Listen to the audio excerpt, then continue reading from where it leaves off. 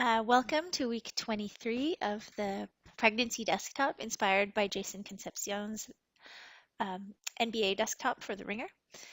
So, as we've been doing for since way back in, I think was it week 13-ish? Week 13? This is a week by week vlog on where we're at in our twin pregnancy. And the kind of backdrop to that is that I used to have a career as an Olympic athlete, and this is now our kind of like current adventure that we're on. This week, I am here physically in the city, and my partner is away, but he's joining me on FaceTime, so I have him beside me remotely.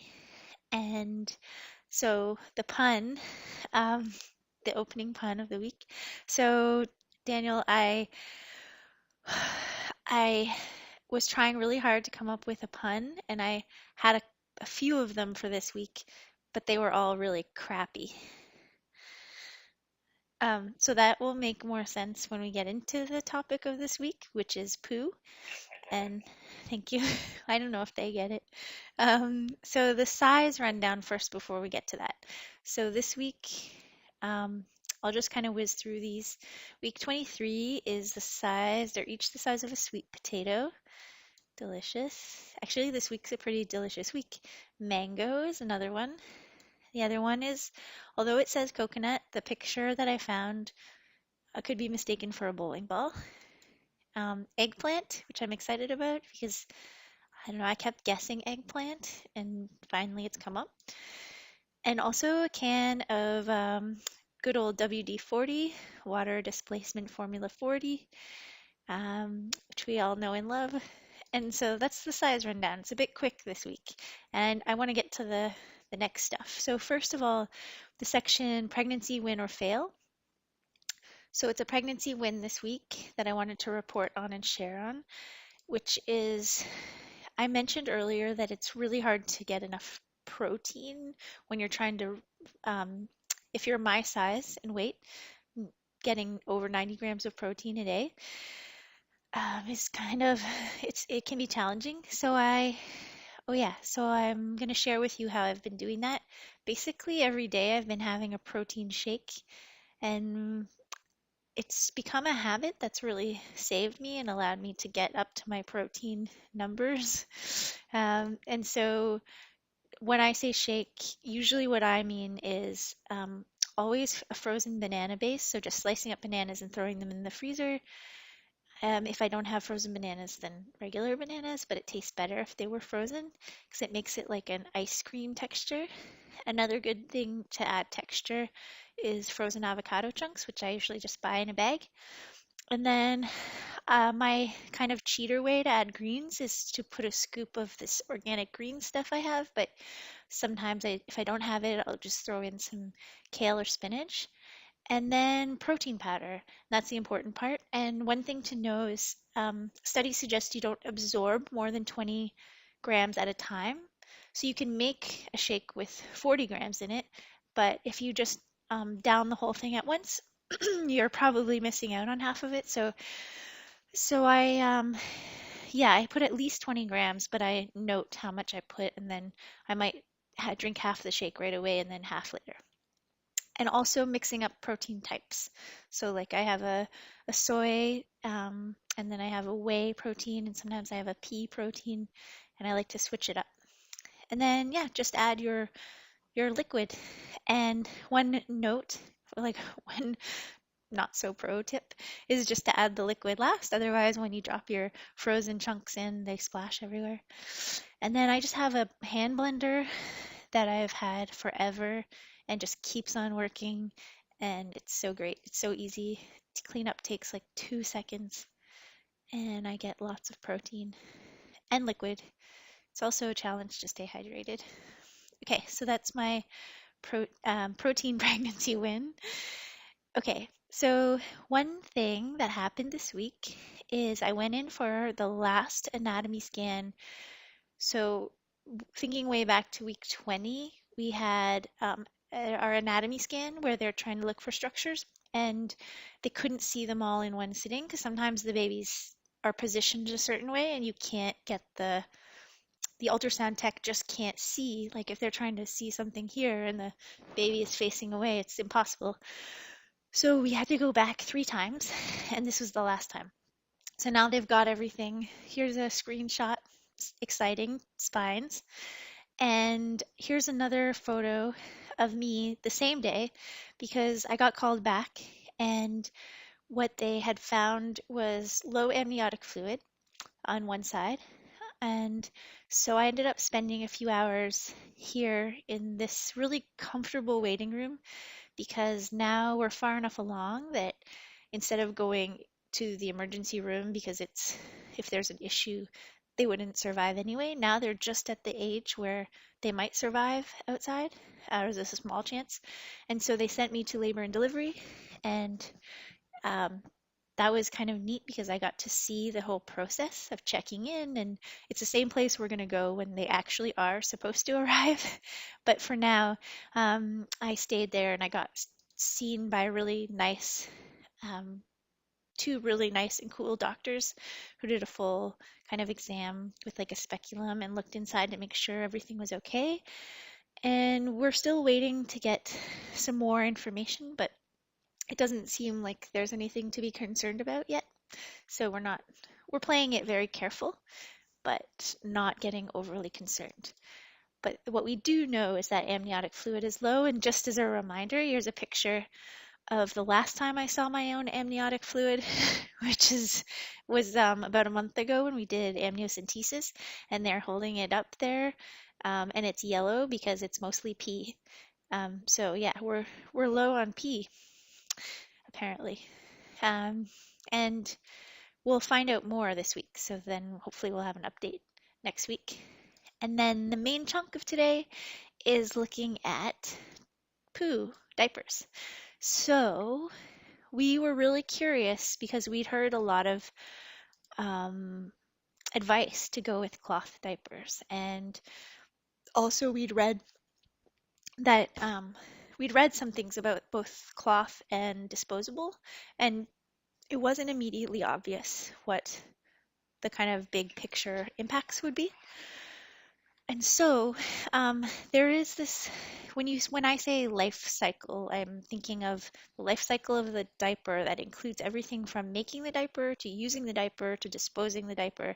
So here's a diagram of like all the pieces in a life cycle of a product, but we're thinking diapers. And so I looked at all the studies that had done life cycle assessments of diapers and the different types. So in summary, there's a lot here on the screen, but I tried to highlight just like the big takeaways. So this one study is Australian. It's from about 5 years ago, and they looked at what they call nappies and we call diapers. And the big takeaway is that there's these you can kind of have two environmental impacts. You can have um, like the energy impacts, and then you can have the water impacts. Um, let's say three categories: energy, water, and like materials. So, like think landfill. And so, what it showed was that if you wash them at home, you have reusable nappies.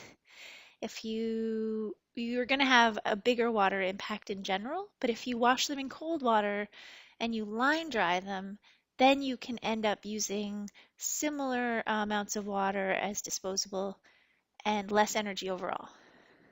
And on the other hand, disposables are generally usually better for the amount of water and energy they use, like in general, unless you use cold water washing and line drying, but they're worse on the solid waste.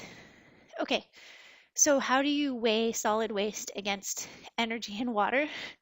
We kept looking. We were looking for Canadian studies. Here's one. It's a bit older.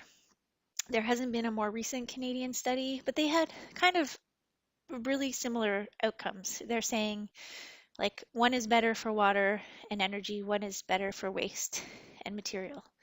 And and in general, the kind of takeaway is a little bit like one isn't absolutely superior when you look at these two studies. However, in the years since there's been all these things that have come into the market, like home laundering services, so we're interested in those as well. And do they do better or worse? And again, sorry, I don't have like a silver bullet answer, but it kind of depends on where you live. So if you live in a place where water is scarce and the water matters more to you, then you probably should go with disposables. And then in that case, try to minimize your impact with disposables by finding some that have less plastic. And you might be able to pay a little more, but get some that are biodegradable.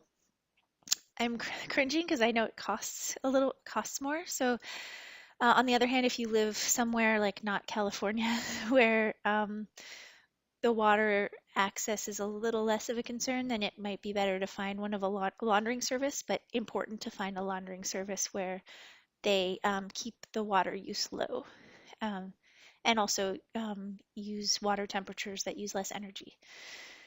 So it's a kind of like case by case basis. And yeah, there's a lot of stuff. So one thing we uncovered while we were looking at this, and I'm almost done talking about diapers. So one thing we found out was that where we live, Toronto, they compost them, sort of. So you can throw them here in the compost, which we have a compost pickup that comes every week for the whole city, which is really awesome.